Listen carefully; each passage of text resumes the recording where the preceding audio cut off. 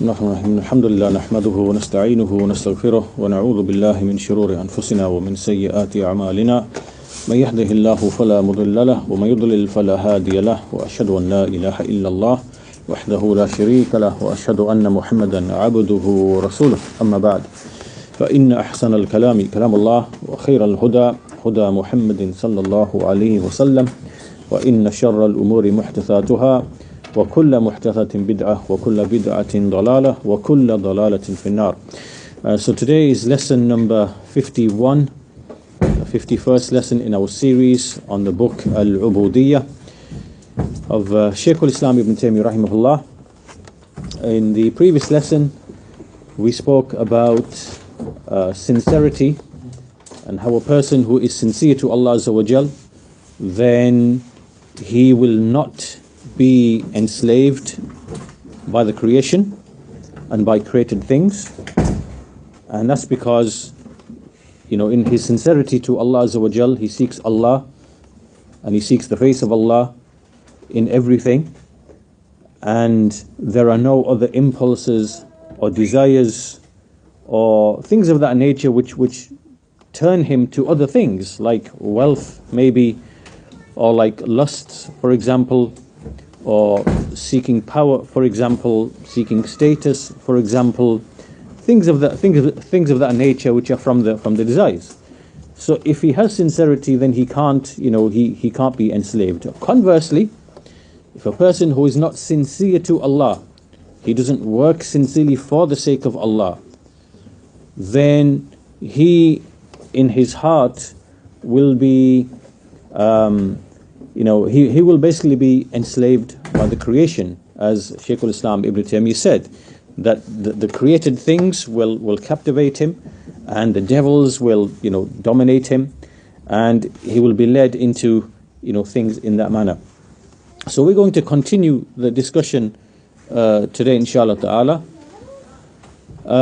Shaykh al-Islam ibn Taymiyyah rahimahullah, continuing from where he left off in the previous section, he says, فَالْقَلْبِ إِنْ لَمْ يَكُنْ حَنِيفًا مُقْبِلًا عَلَى اللَّهِ مُعْرِضًا عَمَّا سِوَاهُ وَإِلَّا كَانَ مُشْرِكًا.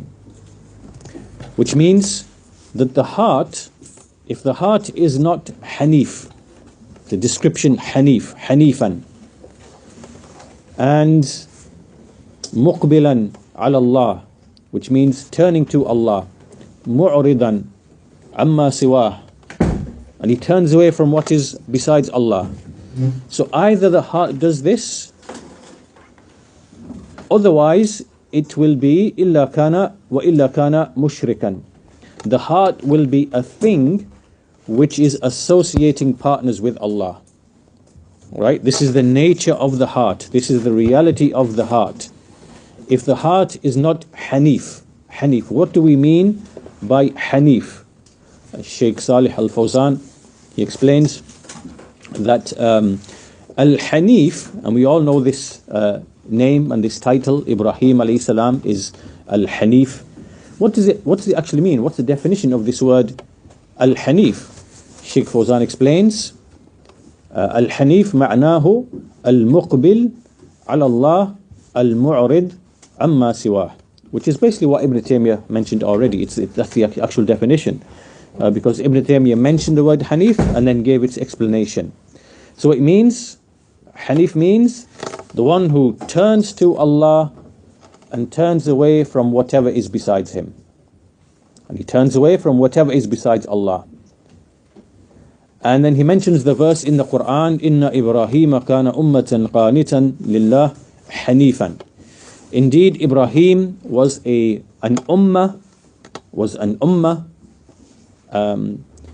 like a nation unto himself, one who was devout, qanitan lillah, devout to Allah, hanifan, one who is upright, turned to Allah. So Ibrahim alayhi salam, what does this verse mean? As the Shaykh explains, Ibrahim alayhi salam kana muqbilan ala Allah bi jami'i qalbihi wa amalihi وَاتِّجَائِهِ مُعْرِضًا عَمَّا سِوَاهُ. Alright, so this is now an elaboration. This is now an elaboration of the previous definition, right? Before we said that Al-Hanif means one who turns to Allah and turns away from what is besides him. And so here the Shaykh is just elaborating upon that a bit, and he says that Ibrahim alayhi salam, he was one who turned to Allah with all of his heart and with all of his actions and with all of his ittijah, meaning that ittijah means like orientation, right, in everything that he pursues. And he turns away from that which is besides him. So this means that al-Hanifiyya, this is a word used to describe the religion of Ibrahim alayhi salam. Al-Hanifiyya millata Ibrahim. What does it mean? It means to turn to Allah, al-Iqbal ala Allah, wal-I'rad amma siwah. This is very simple, right? This is the foundation of Islam. It's the foundation of the deen of Ibrahim alayhi salam and all of the prophets and messengers. It is simply to turn to Allah and to turn away from everything else. In very simple terms. And in this respect, there is a verse in the Quran which establishes this meaning, and it is the statement of Allah Azza wa Jal, where Allah commands the messenger, فَأَقِمْ وَجْهَكَ لِلدِّينِ حَنِيفًا فِطْرَةَ اللَّهِ الَّتِي فَطَرَ النَّاسَ عَلَيْهَا لَا تَبْدِيلَ لِخَلْقِ اللَّهِ ذَلِكَ الدِّينُ الْقَيِّمُ وَلَكِنَّ أَكْثَرَ النَّاسِ لَا يَعْلَمُونَ. Turn your face, so establish your face to the religion Hanifan, meaning upright, turning to Allah. Right? So this now is describing the true religion, to turn your face, to establish your face towards the religion, Hanifan, upright, turning towards it. This is the fitrah, right? This is the fitrah. Fitrah means the original, the natural, original disposition, like the inclination that you were created upon, right? The original way, the natural way. This is the fitrah of Allah, right? So what is described here, which is to turn yourself to the religion and to be upright, to be Hanif, to turn away from what is besides him, this is the original, this is the fitrah which Allah, He created mankind upon this. He created mankind upon this. He then said, لا تبديل لخلق الله. Let there be no alteration in the creation of Allah. This is the upright religion, however most people do not know. So, and then he continues, there's actually a passage in the Quran, it's Surah Rum, Surah 30. Surah 30, verse number 30. Easy to remember, 30.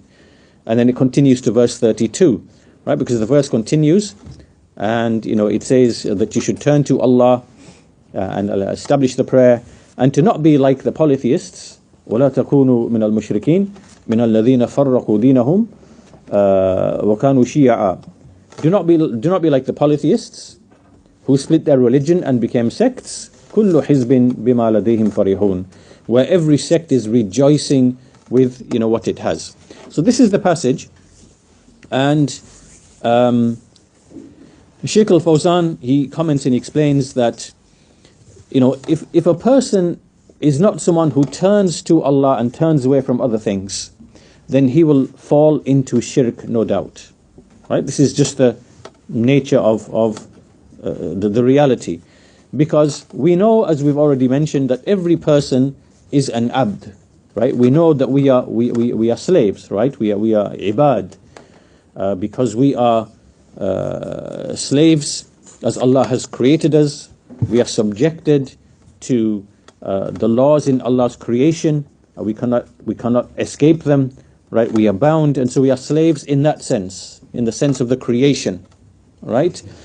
Likewise, in terms of the hearts, then you can also be a slave in terms of to whom is your heart turned towards. If your heart is turned towards Allah, then you are a slave of Allah. And if your heart is turned to other things, then you are a slave to other than Allah. Right? So there is no man except that he is a slave. Right? As in fact we see in the Quran, in kullu man fis samawati wal ard illa ati ar-rahmani abda. There is none in the heavens and the earth except that it comes to Allah as a slave. So this is a fact. This is Surah Taha in the 20th chapter. I forget which verse it is. So everything is a slave of Allah, right? And we discussed this previously in previous lessons. It is either in the sense, like in the creational sense, that you know Allah has created you and created the creation. You cannot escape His laws. You cannot remain living forever. You cannot remain without water. You cannot jump off a building and expect not to fall and to perish and to die, right? These are things which we cannot escape from. So we are subject to Allah's creational laws. So therefore we are servants in that scheme of things. This applies to a believer, applies to a disbeliever, applies to everybody, right? So if you stab a believer, he's going to die just as you stab a disbeliever. He's going to die as well. We're all equal in that respect, right? If you don't have any water, you will die after 3 days. Whether you are a Christian, Jew, Muslim, hypocrite, whatever. This is all the same. Everybody is equal in that respect. But then, like we said, there is the Uboodiyyah, which is of the heart and of worship. So in that respect, you are either a worshipper of Allah or you are a worshipper of other than Him. So the original way that Allah created mankind is what is mentioned in this verse, right? This verse which I've just read. So in this verse, Allah Azza wa Jal says to the Messenger Muhammad Sallallahu Alaihi Wasallam, establish your face for the religion, right? This is a command, in fact, not just to the Messenger, because when there's a command to the Messenger, it's a command to all of the Ummah. So this is a command to us as well. Establish your face for the religion. Meaning, what does this mean? فَأَقِمْ وَجْهَكَ لِلدِّينِ. What does this mean? It means purify your intention. أخلص نيتك وقصدك لله. It means purify your intention, make your intention for Allah, and your desire, your intent for Allah, because this is what is Hanifiyya. This is what is Hanifiyya. So the meaning here is أخلص عملك واتجاهك ومقصودك. Basically the meaning is purify your intention and your action, make your action to be for the sake of Allah, make your desire and your intent be Allah, right? Then he said Hanifan, right? فَأَقِمْ وَجْهَكَ لِلدِّينِ Hanifan.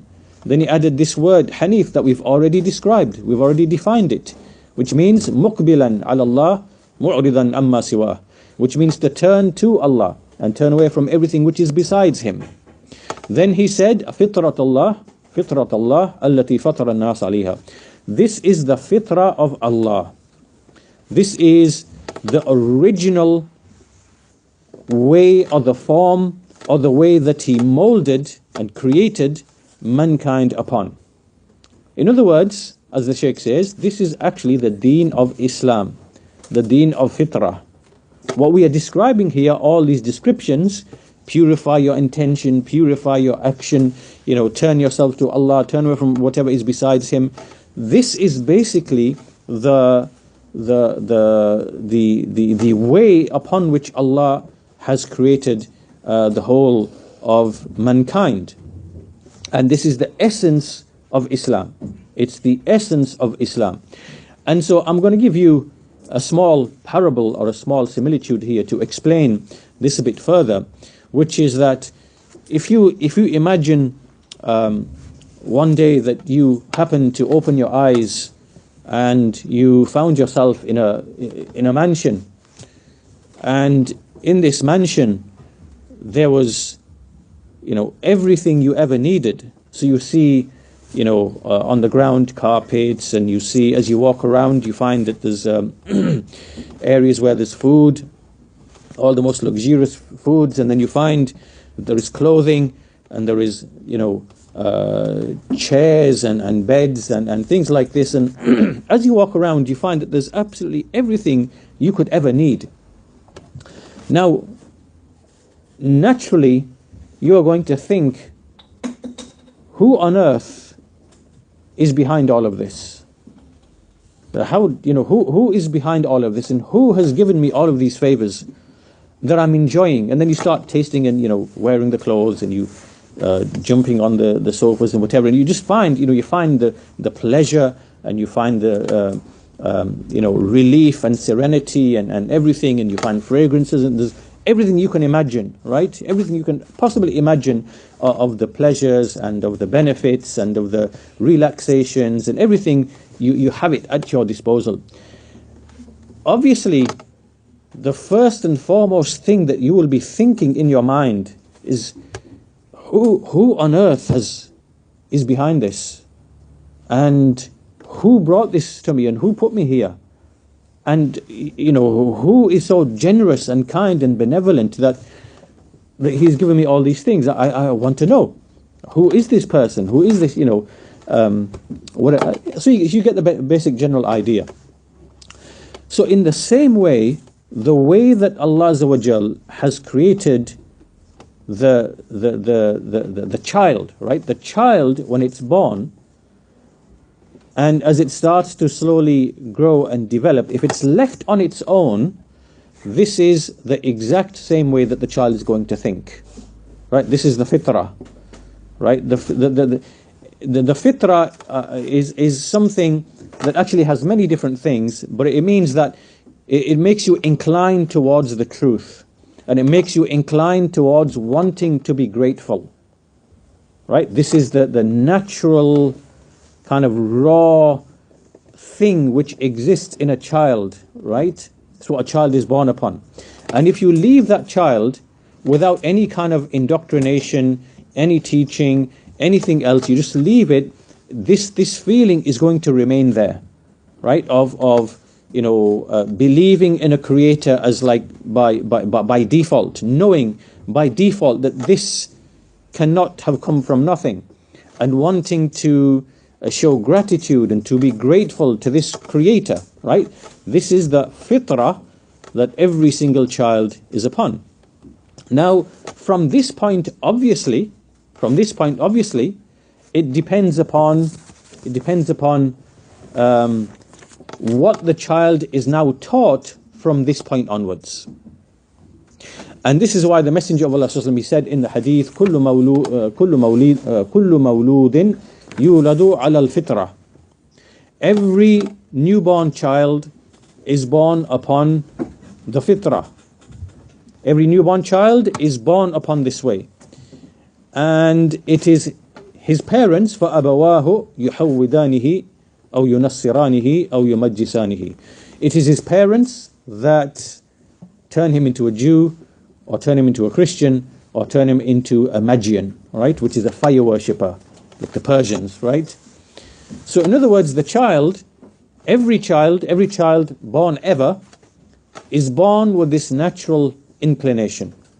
This is the foundation, right? It is al-fitra as-salima. Al-fitra as-salima, which means the sound, original, natural disposition, the original disposition. And Allah Azza wa Jal, He created everyone upon that. However, it's possible that if you receive like a certain upbringing, a certain nurturing, a certain indoctrination, either by way of the evil upbringing in the environment, in the household, or by way of evil callers, then your fitrah is going to be corrupted, right? It's going to be corrupted. Then Allah Azza wa Jal, He said in the verse, لا تبديل لخلق الله. لا تبديل لخلق الله. Which means there is no alteration in the creation of Allah. There is no alteration in the creation of Allah. What does this mean? What does this mean? There's no alteration in the creation of Allah. What does this mean? The meaning here is that this fact of Allah creating every child and the human as a whole in its foundation upon this fitrah, this can never ever be changed. In other words, no one can basically alter a child such that, like the birthing of a child, so that the child is going to be born upon anything other than fitrah. No one can actually change that, right? So notice how in this verse, Allah said, لا تبديل لخلق الله. He did not say لا تبديل لِمَخْلُوقِ اللَّهِ. Right? There's a difference between these two things. Let me explain. So in the Arabic language, when you say makhluk, this means a created thing. Means a created thing. Right? Makhluk. But when you say khalq, and when you say khalqullah, this can actually mean two things. It can mean the action of creating, and it can mean the thing that has been created as well. Right? So when we say khalqullah, it can mean Allah's act of creation, Allah's act of creating, and it can mean the creation of Allah. Do you understand? Right? So the meaning of this verse, when it says La tabdila li khalqillah, it means that what Allah has created by way of Him doing the act of creation, and what He created of the child being born upon the fitrah, this cannot be changed, and let there be no change in this. Right? So in other words, it's like confirming a number of things. It's first of all establishing that, as Shaykh al-Fawzan explains, that no one can actually change this. You know, the asl, the foundation is everyone is born upon a sound fitrah. No one can basically make it into something else. Right? However, changing of it only happens afterwards. It only happens afterwards. And this is at the hand of the people of misguidance and, out of evil nurturing and so on and so forth. So the point being, Allah Azza wa Jal has described this thing here as ad-deenul qayyim, وَذَلِكَ ad-deenul qayyim. This is the upright religion. Al-fitra is the upright religion. وَلَكِنَّ أَكْثَرَ النَّاسِ لَا يَعْلَمُونَ. However, most people do not know this. Most people do not know that this is Hanifiyya. This is the upright true religion. Then in the passage, the passage in Surah Rum, verse number 31 begins, munibina ilayhi, meaning that the people so described, being upon the true religion, are those who turn to Allah, meaning when they make a mistake. So obviously, we are created weak, and we are created imperfect, and naturally we are going to fall into mistakes and sins. So when a mistake occurs, then you turn to Allah. You turn to Allah. So to be munib meaning one who turns back to Allah, and this quality of inaba, which means to return to Allah and to turn back to Allah, this is something obviously that the fitrah, the sound fitrah, turns back to Allah. So the fitrah also turns back. So if the fitrah has been corrupted, for example, let's say you have a Yahudi or a Nasrani, Jew or Christian or whatever it might be, his fitrah has been corrupted. Then for him, if he turns back to Allah upon Islam, then he has just made inaba. He's just turned back to Allah. He's munib to Allah. He's turned back to Allah, meaning he's returned to the fitrah. He's returned to the fitrah. Right? So وَمَنْ كَانَتْ فِطْرَتُهُ سَلِيمَةً يُنِيبُ إِلَى اللَّهِ وَيَرْجِعُ إِلَيْهِ إِذَا أَخْطَأَ.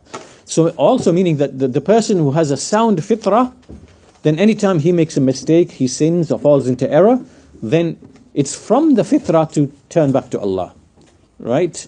So then, after this, the passage basically continues, وَاتَّقُوهُ وَأَقِيمُوا الصَّلَاةِ. It goes on to mention that you should have taqwa of Allah, fear Allah, do what He commanded, keep away from what He prohibited, وَأَقِيمُوا الصَّلَاةِ, and establish the prayer, and وَلَا تَكُونُوا مِنَ الْمُشْرِكِينَ, and do not be like the polytheists. وَلَا تَكُونُوا مِنَ الْمُشْرِكِينَ. Do not be from the polytheists, those whose fitrah has been altered and deviated, and they worship other than Allah. Right? So now this is what is other than the religion of Hanifiyya.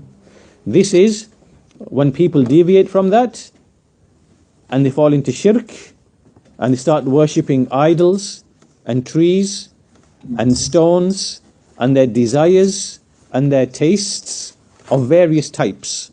Right? This is what happens. If your heart is not a slave to Allah, is going to become a slave to something else. And you're going to start worshipping those things. And the end result of all of that is going to be split amongst mankind. And that's exactly what Allah Azza wa Jal is mentioning here. وَلَا تَكُونُوا مِنَ الْمُشْرِكِينَ. Do not be from among the polytheists. مِنَ الَّذِينَ فَرَّقُوا دِينَهُمْ وَكَانُوا شِيَعًا. From those who split their religion and they fell into sects. So obviously, it's natural that when people leave and abandon the true religion of Islam, of fitrah, of tawheed, of uboodiyyah, of being a slave to Allah only, then what's going to happen is that when they leave all of this, then they are going to be put to trial with false religion, right? With the worship of other things besides Allah Azza wa Jal. And they will then split. This one will start worshipping this tree, and that one will worship that tree because they think it's bigger and better. And this one's going to be worshipping this rock, and that one's going to be worshipping that rock because it looks nicer and whatever. And this one's going to be worshipping this person, and that one's going to be worshipping that person because, this is what's going to happen, right? And then you're going to have other religions developing, and then within those religions, they themselves are going to split and splinter as well. And then the whole of mankind is going to separate and fall into, disarray. Whereas the fitrah, the sound thing that you are originally born upon, will lead you to Islam, and that leads to unity. And mankind at one point was upon all of this, right? Mankind, prior to the time of Nuh alayhi salam, this is what they were all used to be upon, right? All of mankind used to be an ummah wahida, a single nation. And then Allah sent, messengers after that. Why? Because shirk appeared. So the point being here, as the Shaykh explains, that as for the Muslims, the muwahideen, their religion is one, their word is one, because that which they worship is one.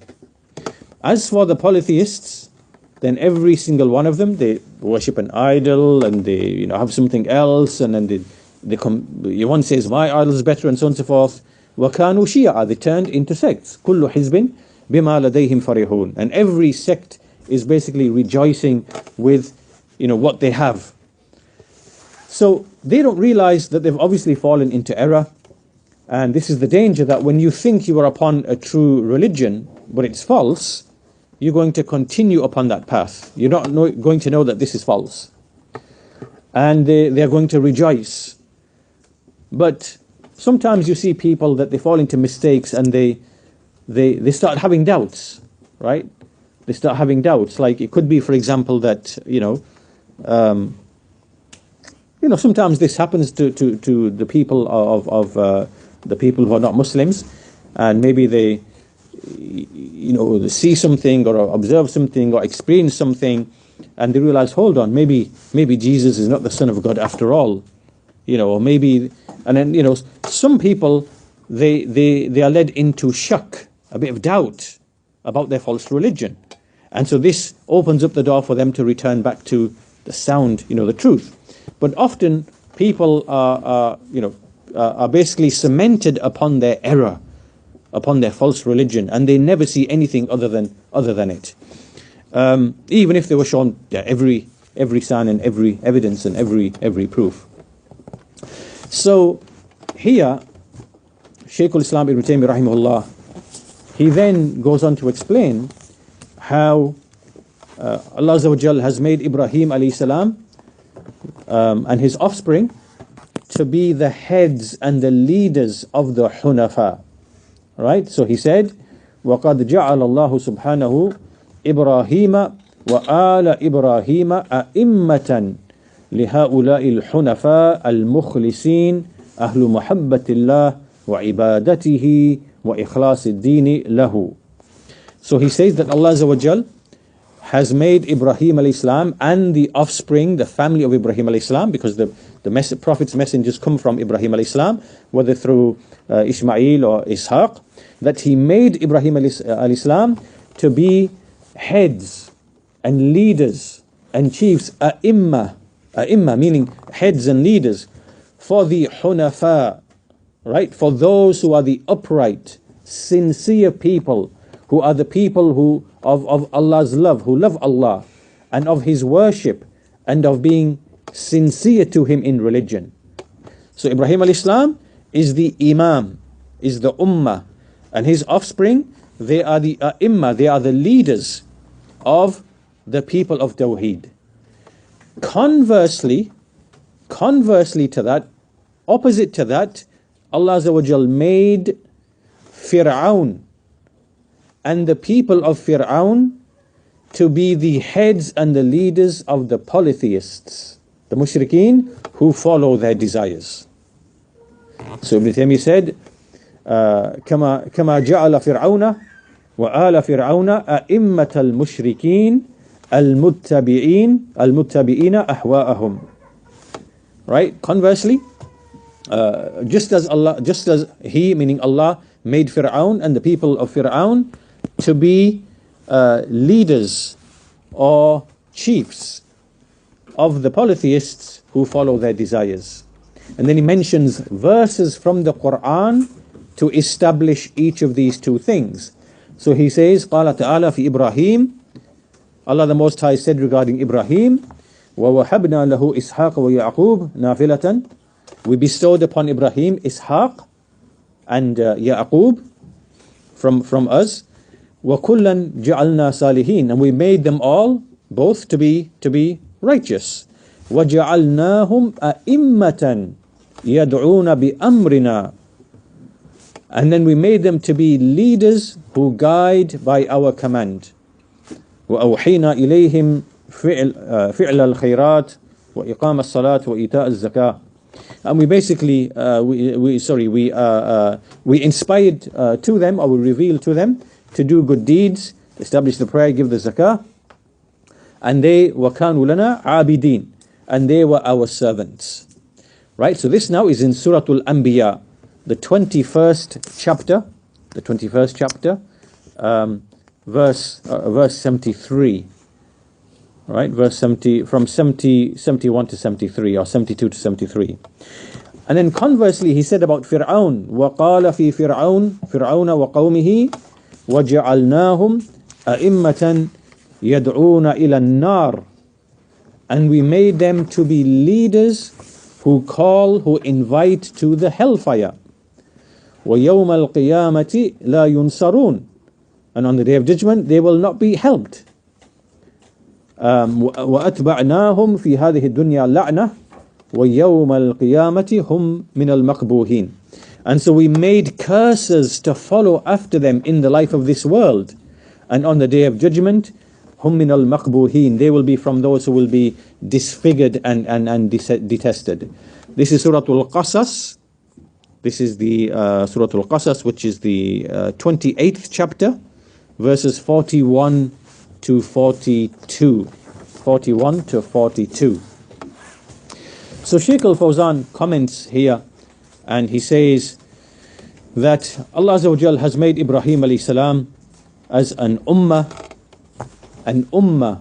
What does that mean? That means as a model, as a guide that is to be followed, right? A model of good conduct, of upright conduct, who is to be followed by those who come after him, from the people of Tawheed and from the people of the Hanifiyya, who are Hunafa, who are upright.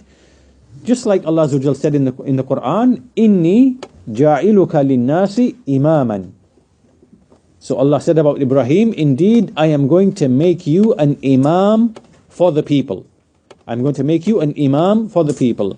Surah Al-Baqarah, chapter 2, verse number 124. So Ibrahim alayhi salam is the imam of the muwahhideen. He will remain the imam of the muwahhideen until the hour is established. And وَكَذَلِكَ he said, likewise, أَتْبَعُهُ مِنَ الْأَنْبِيَاءِ وَالْمُرْسَلِينَ الَّذِينَ جَاءُوا مِنْ ذُرِّيَّتِهِ أَيْضًا هُمْ أَئِمَّةٌ. Likewise, those who came after him from the prophets and messengers, who came after him from his offspring, they also are a'immah. Because Allah said, وَجَعَلْنَا مِنْهُمْ أَئِمَّةً يَهْدُونَ بِأَمْرِنَا لَمَّا صَبَرُوا. Indeed, we made from them leaders who guide by our command when they showed patience. وَكَانُوا بِآيَاتِنَا يُوقِنُونَ, and they had certainty in our signs. Right, that's Surah Sajda, Surah 32, verse number 24. And conversely, as we read in the verses earlier on, Fir'aun and his followers and refugees with Allah, they became leaders for misguidance, for shirk, and they are the heads and leaders of those who came after them, and they lead them to the hellfire. Whereas Ibrahim alayhi salam are a model for the people of Tawheed, they lead them to paradise. So we can see that just like there are heads of guidance and imams that Allah Azza wa Jal has made, like Ibrahim alayhi salam and his offspring, and then likewise the Messenger Muhammad sallallahu alaihi wasallam, then likewise historically there are heads of misguidance. There is Fir'aun, there is Nimrud, right, who is was in the time of Ibrahim alayhi salam, and after him came Fir'aun in the time of Musa alayhi salam. And likewise there are heads of misguidance who are upon this way. Now after all of this is clear, Shaykh al-Islam mentions some of the problems and the issues that the people of Fir'aun fell into. Fir'aun and his people, what was the nature of the mistake and what was the nature of the error that they fell into that led them to their polytheism and their shirk and their disobedience, right? And Ibn Taymiyyah, in explaining this, he says the following. He says, وَلِهَذَا يَصِيرُ أَتْبَاعُ فِرْعَوْنَ أولا إلى أن لا يميزوا بين ما يحبه الله ويرضاه وبين ما قدر الله وقضاؤه بل ينظرون إلى المشيئة المطلقة الشاملة. Right. So this now, if you were to look at what is the initial foundational mistake made by the people of Fir'aun, and it is also made by people who come after them. What is that initial original mistake that they made, that they fell into? And it is something that Ibn Taymiyyah has already discussed previously, that we discussed in previous lessons. And it is the following. It is that these people did not distinguish between what Allah loves and is pleased with and between what Allah decrees and determines to happen in His creation. Right? So in other words, they didn't distinguish between the things that Allah loves and is pleased with, which He commands, right, which He wants to happen, which He desires to happen from His servants, and between the things which happen out of pure decree, the things which He wills to happen from His Mashi'ah. Right? So we discussed this before previously, right? I'm going to explain it again as the background. As the background to this discussion. So this would be a bit like the following. To explain what we mean here, it would be a bit like the following. If a man came along and he said, that right, I'm going to mug and rob people, and I'm going to take I'm going to do burglaries and I'm going to rob them, right? And then you said to him, well, hang on, Allah Azza wa Jal does not like that, and is not pleased with that, and He doesn't want that.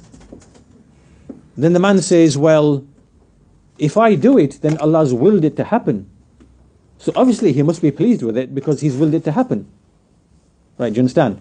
So what he's doing here is that he's confusing between what Allah wills to happen from His will, which is His Mashi'ah, right? Everything happens by Allah's Mashi'ah, right? So whether you believe or disbelieve, whether you do good or whether you do evil, right? This is all, Allah has decreed all these things, right? He's decreed them upon you.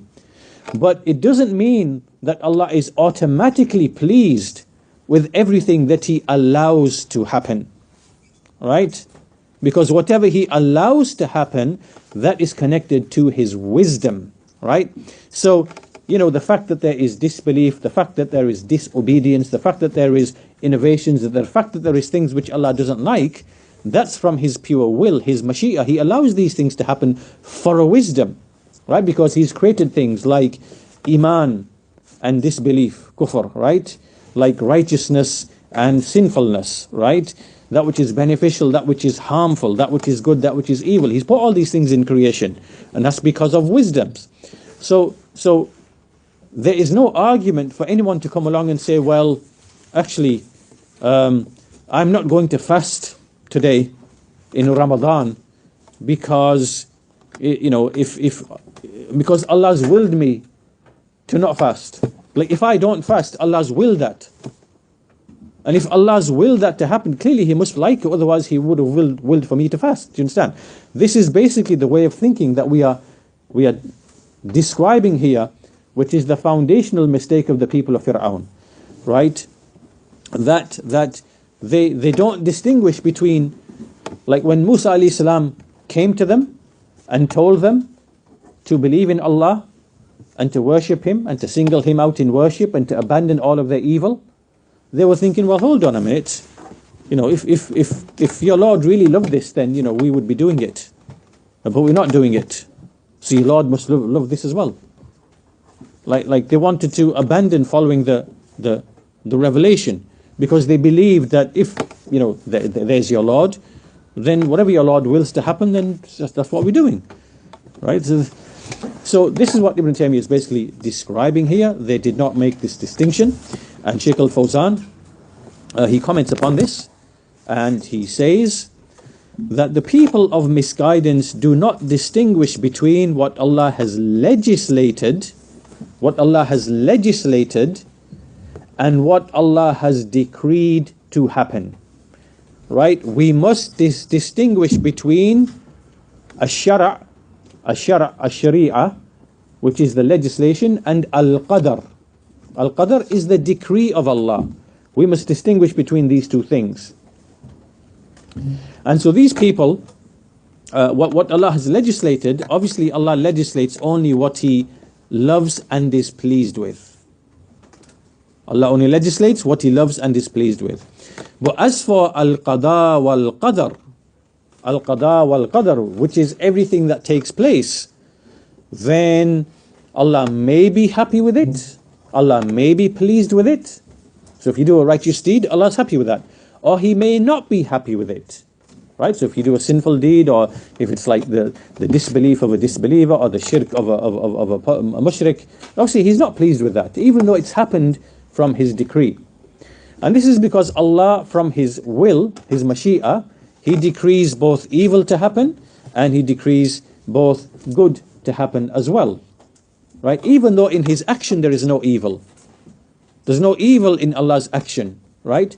So because Allah allowed disbelief, because Allah created shaitan, for example, the Iblis, because Allah created Fir'aun and created Nimrud and created all of the heads of disbelief, His action of creating them, there's no evil in His action, right? In His action, there's only wisdom. There's only wisdom. Allah created these things for a purpose and for a wisdom. Do you understand? Right? So what these people do is that they do not distinguish between these two things, they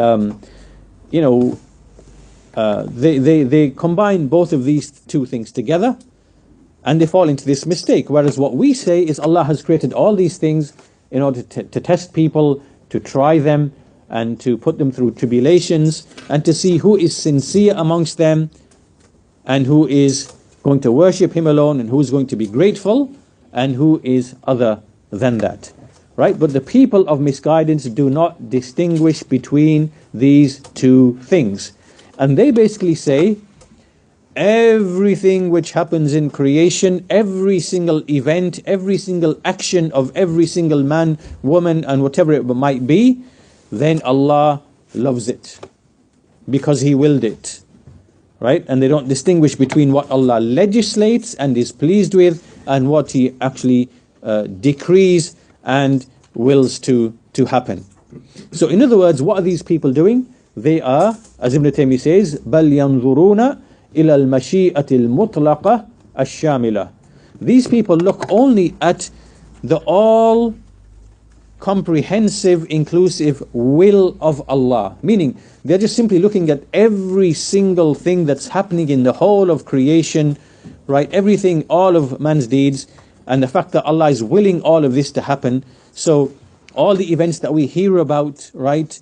Whether it's righteous or whether it's evil, whether it's shirk or whether it's tawheed, whether it's sin or disobedience, everything that we hear of happening, we hear of a murder, we hear of an abduction, we see a Christian prostrating to a cross, or a Hindu worshipping an elephant. Everything that we see, all of this is from Allah's will. Allah's willing this to happen, therefore He must love it, and therefore He must be pleased with it. And they don't distinguish between the legislation, what Allah loves and is pleased with, and what He allows to happen from His decree, which is tied to His wisdom. So therefore, as Shaykh al-Fawzan says, they say everything which Allah wills, Allah loves it. So when they disbelieve and they oppose the legislation, they are basically saying, look, we are just simply obeying Allah's decree. We are obedient to Allah's divine decree. Right? This is what they are saying, and this is what they are claiming, and they're claiming Allah loves for us to just go along with His decree. What's wrong with that? Right? And this is Allah Azza wa Jal is free and lofty of what they claim. Rather, Allah refutes this in the Quran, because Allah says, وَإِذَا فَعَلُوا فَاحِشَةً قَالُوا وَجَدْنَا عَلَيْهَا آبَاءَنَا وَاللَّهُ أَمَرَنَا بِهَا. So these people say, when they do some evil deed, when they do a fahisha, right? They say, look, this is what we found our forefathers doing. This is what they were doing, and it is Allah who commanded us with this. So then Allah says to the Messenger of Allah to respond to them, قُلْ إِنَّ اللَّهَ لَا يَأْمُرُ بِالْفَحْشَاءِ. Indeed, Allah does not command with that which is fahsha, meaning shameful evil deed. أَتَقُولُونَ عَلَى اللَّهِ مَا لَا تَعْلَمُونَ. Are you ascribing to Allah that of which you have no knowledge? قُلْ أَمَرَ رَبِّيَ بِالْقِسْطِ. Say, my Lord has commanded with qist, with justice. وَأَقِيمُوا وُجُوهَكُمْ عِنْدَ كُلِّ مَسْجِدٍ وَادْعُوهُ مُخْلِصِينَ لَهُ الدِّينَ. And that you turn your faces to every masjid and call upon Him, making the religion sincerely and purely for Him. So here Allah Azza wa Jal is rejecting that He has commanded anyone to fall into fahsha. Rather, He's only commanded with that which comprises justice. Right? So the thing which Allah has commanded is only what He is pleased with and what He loves, as opposed to the claim of these people. So the claim of these people was basically, look, we are doing these things, we are committing these shameful evil deeds or whatever. This is what our forefathers were doing, so we're just doing what they are doing. We're going along with this, and this is what we found our forefathers upon. And it is Allah who's basically commanding us with this. And they have no knowledge of this. They are just making this claim. It's false. And Allah says, Allah does not, as Shaykh al-Fawzan explains, that Allah is not one who commands these things. Rather, He's only commanded with that which He loves and is pleased with. So this argument is basically false. Now, here, this mistake here at the beginning is the starting point of the mistake of the people of Fir'aun and whoever follows them. Where does this mistake eventually lead you in terms of creed?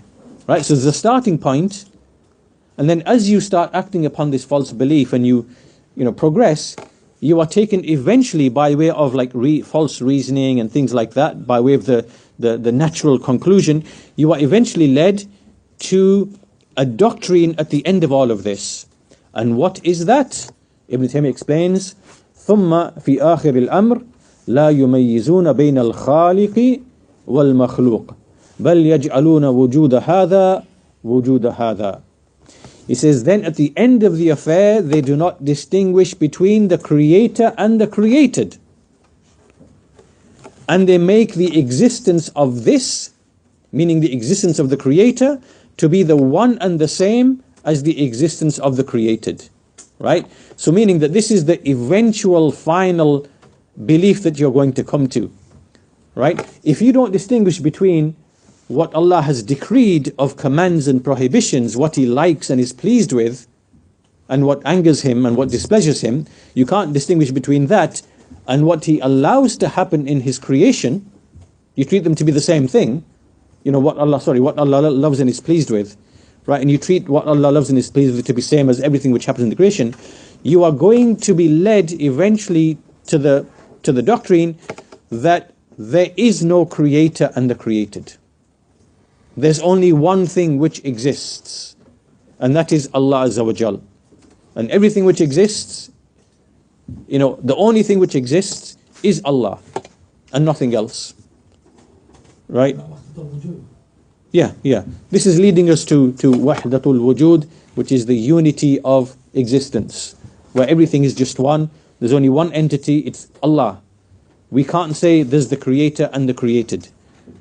We can't say there's Allah Azza wa Jal, who is uncreated, and there's the creation which is created. We can't say that. We can only say there's only one existence, and it is that of Allah. So everything is Allah. We are all a manifestation of Allah. A'udhu billah. This is what the eventual outcome, it goes to. And from this, as we discussed previously, this would mean that there's no true religion, and everything and anything that you worship, well, everything is Allah. So whether you worship the tree, the dog, the cow, the pig, the elephant, whatever, the sun, the moon, the stars, the trees, the rocks, you are all worshipping Allah. Every religion is valid, therefore. So you are led to Wahdatul Wujud, which means everything is Allah. This leads you to Wahdatul Adyan, the unity of religion, which means all religions are one. They're all calling to the same thing, the worship of Allah. So whether you believe worship of Allah, whether you believe Allah is, whatever you believe Allah to be, that you are worshipping Allah, right? So this is the evil consequence of that original mistake, and Fir'aun is a leader in that, and everyone who follows Fir'aun, then this is going to be the necessity of that statement, until even the atheists, because this is actually the reality of the saying of the atheists as well, and they are the followers of Fir'aun, today's atheists. Why? Because all they are trying to say is, they're trying to say, well, the only existence that exists is the eternal existence of the universe. It's always been there, right? And then what this means is that they take the attributes that belong to the Creator and they just simply ascribe them to the creation, to created matter, right? In fact, Ibn Taymiyyah rahimahullah explains this very thing in some of his other books, that the saying of the atheists of eternal universe, right, that there's something that is eternal, it's just matter. Well, this is the saying of Fir'aun. That's exactly what Fir'aun is saying, right? So what we'll do is he continues to elaborate upon this a bit further, and because this thing here is what the Sufis fell into, right? Many of the Sufis, this is exactly the mistake that they fell into, and they fell into various categories. So we're going to discuss them, inshallah ta'ala, in the next lesson. But we'll stop at this point. It's a natural point to stop here, and we'll continue the discussion of this, inshallah ta'ala, in the next lesson. I'm not sure if there's going to be a next lesson next week. I'm not sure if this premise is available next week. If it is, we'll have the final lesson for this year, inshallah ta'ala. Alhamdulillah Rabbil Alameen, wa sallallahu ala nabiyyina Muhammad wa ala alihi wa sahbihi ajma'in. What was a reference for that last verse?